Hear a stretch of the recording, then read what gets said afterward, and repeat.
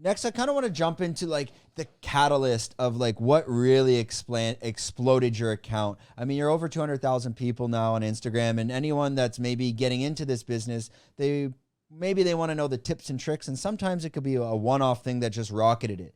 You said back in 2018, you're sitting around 10,000. Well, you're talking that's a 20-fold. Can you remember specifically what really rocketed you and launched you up? Yep. Let's go. Very fast answer, yes. Literally in the past, in 1 month, I rose by 200,000 followers. How? Was it a post? Or? It's one post. One single post. How many? It would have got 50 million then. Now it's around like 330,000 likes. Oh, that? Yeah. But views, you're talking, it's got to be 50 million. I don't know. Yeah. I would think so. Yeah, I haven't looked. But yeah, it was basically, it was me getting ready for a fight. And historically, I always get really nervous. So I think what the algorithm picked it up because it was already performing really well. It plays to a song about like a woman putting her armor on and then showing how strong she is. And then I remember when I found that song, I was like, oh my God, this is perfect for this video, and posted it. And I think because when I did post it, it resonated with a lot of women fighters because some of my female fighter friends said that they cried when they saw that because it touched a nerve with them, because I think a lot of content on social media is a fighter's victorious, like being badass and like it's badass moments. That's usually what you think when you think of fighting. And then this was a different type of content where I was terrified. I was like, and then we were putting, I think we were doing the prayer before the Mongkong and then putting the mouth guard in. And then the trainer was trying to get me to breathe because I was hyperventilating. And he's like, breathe.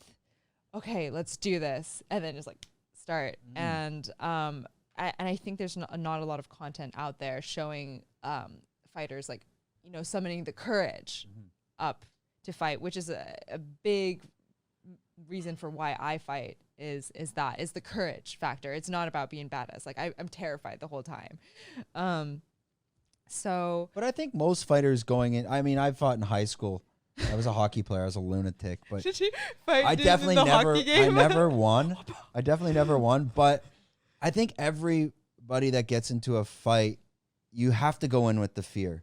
You can't go in, like, you got to have a little bit of fear in the back of your mind. I had such an interesting conversation with a fighter girlfriend, and she was like, damn, this one time that I didn't have fear, everything hurt because there's no adrenaline. Because she's just like, oh, I wasn't nervous going to the fight.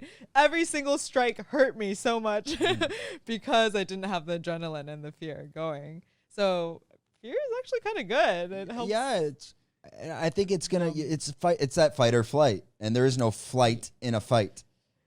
You can decide to. Well, I'm sure some fighter. I mean, you've seen them in the UFC sometimes. At least in MMA, you have a good out.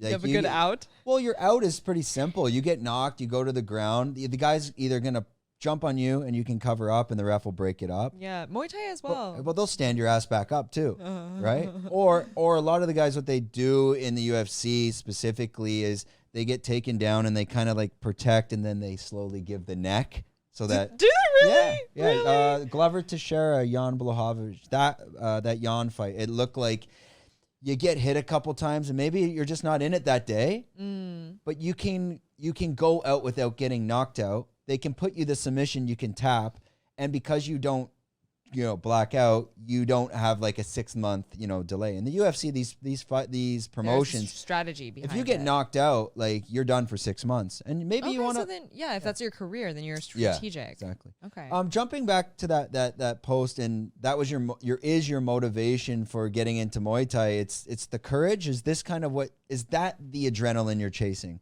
Or is that something that you're trying to prove? No,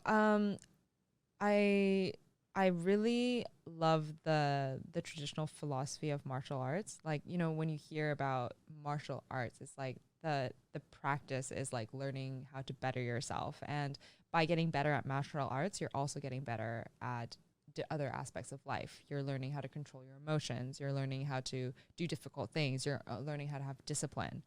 that's why I fight, is because it's one of the things that creates the most fear in me. And every time that I face that fear, I feel like I grow as a person. And it's the best way to learn, to get better at Muay Thai.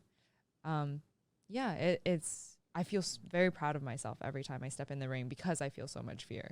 If you enjoyed this content, we're doing 5 clips like this a week. If you want to watch the full podcast, click here.